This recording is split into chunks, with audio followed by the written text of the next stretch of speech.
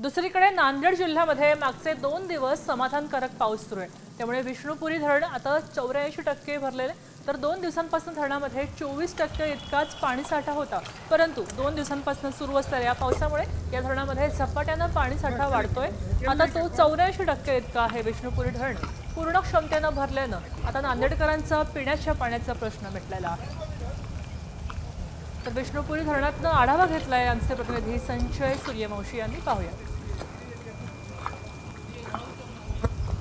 मागील 2 दिवसापासून नांदेड जिल्ह्यात समाधानकारक पाऊस पडत आहे आणि या पावसामुळे नांदेड शहरालगत असलेलं हे विष्णुपुरी धरण आपण पाहू शकतो की या धरणामध्ये झपाट्याने पाणी साठा वाढताना दिसत आहे। विष्णुपुरी धरणाच्या पाणलोट क्षेत्रात देखील मोठ्या प्रमाणात पाऊस झाला आणि या पावसाचं पाणी जे आहे त्या धरणामध्ये मोठ्या प्रमाणात वाढत आहे। विष्णुपुरी धरण जे आहे ते आता 84% भरलेलं आहे। त्यामुळे नांदेडकरांचा पाण्याचा प्रश्न या पाणी साठ्यामुळे मिटल्याचं चित्र आपण पाहू शकतो की नांदेडकरांची संपूर्ण भिस्त या विष्णुपुरी धरणावर आहे।